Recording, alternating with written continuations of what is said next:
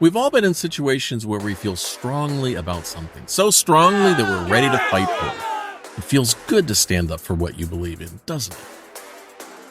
But what if I told you that sometimes we fight just as hard against the things we actually want without even realizing it?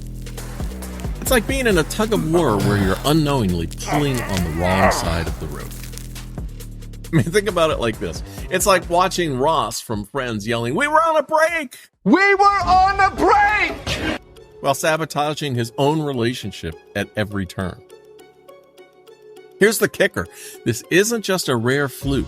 It happens all the time in ways that impact our lives and communities. More than we think. Curious?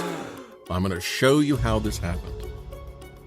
Crime is scary. Nobody wants to feel unsafe in their own neighborhood. And let's be honest, when you hear defund the police, it sounds like someone's trying to leave the barn door wide open while the foxes are circling. It's no wonder people were outraged. Who wouldn't be? But here's the twist. The movement wasn't about leaving anyone unprotected or even about the police. It was about making communities safer and smarter by focusing resources where they're most effective. Yet assumptions and misdirection on all sides turned a conversation about solutions into a fight about fear. And it wasn't just the media or politicians who distorted the message. The defund the police movement was also hijacked by people with personal agendas. Some wanted it to mean abolishing the police entirely.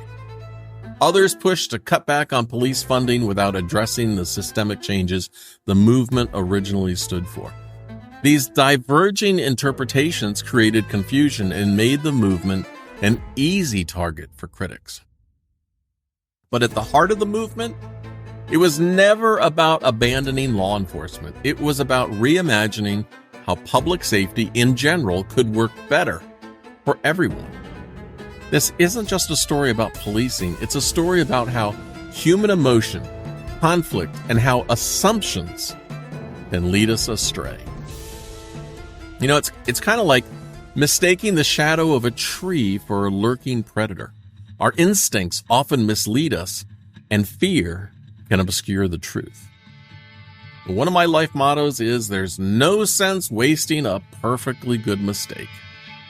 So let's see what we can learn from this mess, not just to understand what happened, but to explore the bigger lesson. Stick with me, and I'll show you how assumptions and agendas can mislead us when we let others do the thinking for us. Before I forget to say it, be sure to like, subscribe, and ring the notification bell so you don't miss out.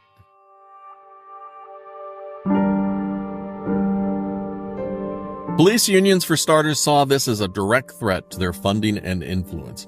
Redirecting dollars to other services, that's money not going to their departments, their equipment, or their contracts. In government budgets, it's either use it or lose it, and you don't have the money for next year. For unions, this wasn't just about money, it was also about power. And then there's the private sector, companies selling surveillance technology, policing equipment, and even prison services. They thrive on the status quo. They're set up for it. Bigger police budgets mean more contracts, more revenue, and more reasons to keep things just as they are. Politicians also saw opportunities. Conservatives used the movement to rally their base with fear, while some progressives pushed so hard for radical changes that they alienated potential allies in the middle. But here's something that's often overlooked. By shifting some of the resources away from policing non-criminal duties, we could actually unlock long-term savings and budget reductions for taxpayers. Better service, less cost. Imagine investing those dollars into mental health services, housing programs, or addiction recovery. These solutions address the root causes of many issues, reducing the need for emergency responses down the line and ultimately costing less. And that's what we wanted, right? It's like a major oil company lobbying against renewable energy initiatives because the current fossil fuel system guarantees them profits. They resist change not because renewables wouldn't work, but because they'd work too well for everyone else. And the media, not blameless. Sensational headlines sold ads and drove clicks. Stories of chaos got far more attention than careful explanations of what defund the police really meant. This resistance isn't just theoretical. It shows up in city council debates, in news headlines, and even in casual conversations. It's designed to make you feel afraid of change, even when that change could make your neighborhood safer. Your tax dollars go further and result in more focus on crime. Take Joe, a father of two. He wants what we all do. Safe neighborhoods and police officers focusing on catching burglars and stopping violent crime.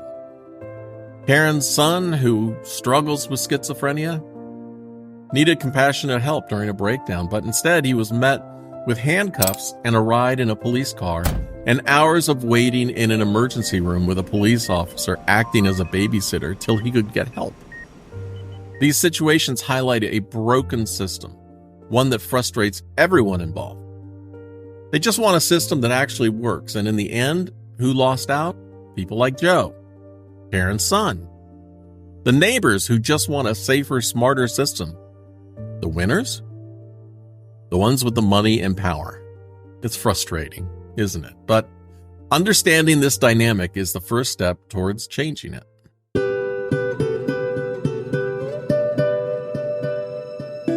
Now let's take a step back and think about this from the perspective of officers themselves. Police officers don't wake up every morning excited to mediate domestic arguments, handle suicide attempts, or manage mental health crises. They didn't sign up to be marriage counselors, therapists, or social workers, or deal with homeless people. What they did sign up for was to deter crime, catch bad guys, and protect the public. But instead, many find themselves bogged down with situations they're not trained for or they don't want to deal with. And often, that fear just makes them not comfortable in handling it. It's like asking LeBron James to coach a Broadway musical. Sure, he's one of the greatest basketball players of all time, but that doesn't mean he's equipped to handle choreography and lighting cues. The same goes for officers. They're trained for law enforcement, not crisis counseling. I once spoke to a police officer who told me, "When I respond to a mental health crisis, I feel like I'm being set up to fail. I'm not a therapist, and I don't have the tools to really help. I want to make things better, but all I can do is try to keep the situation from getting worse." He shared how the constant backlog of calls stacked up through his shift, leaving no time to offer the kind of attention or care that people in crisis need. "It's not that I don't care," he said, "but I have 5 more calls waiting for me. How am I supposed to help someone get the long-term care they need when I can barely catch my breath?" This cycle isn't just exhausting, it's demoralizing. Officers feel stuck, and the people they're called to help end up with a Band-Aid solution instead of real support. And it's not just the police officers who feel the strain. The people they're called to help deserve better too. Don't they? This gap isn't just frustrating, it's a missed opportunity to address the root causes of so many emergencies before they escalate. Doesn't it make sense to let the right people handle the right problems?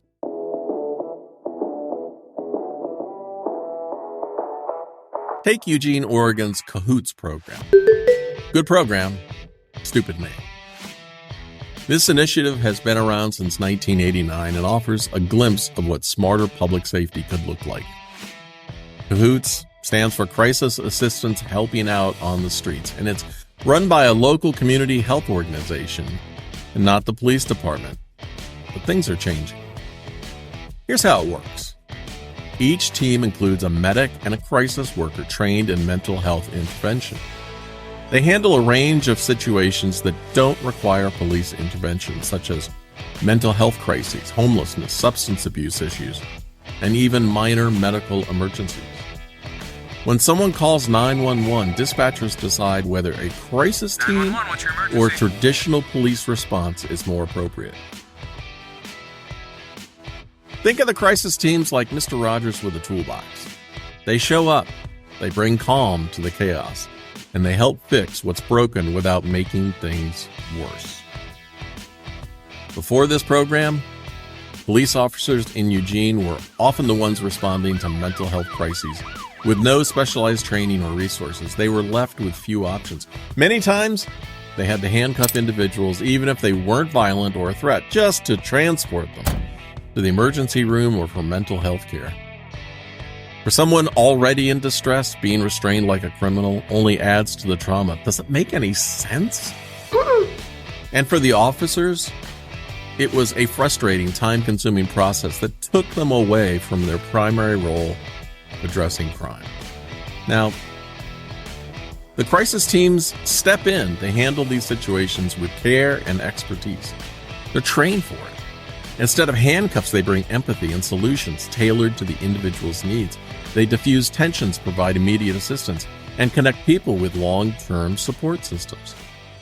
This isn't just theory. It's happening. I mean, imagine if every city had something like this. Wouldn't Joe's concerns about police being stretched too thin start to feel less overwhelming? The ripple effects of a program like this go beyond immediate responses. By addressing issues at their roots, these teams reduce the strain on emergency systems. They lower crime rates. They reduce incarceration rates. And they foster trust between communities and first responders. It's not just a win for the people in crisis. It's a win for everyone.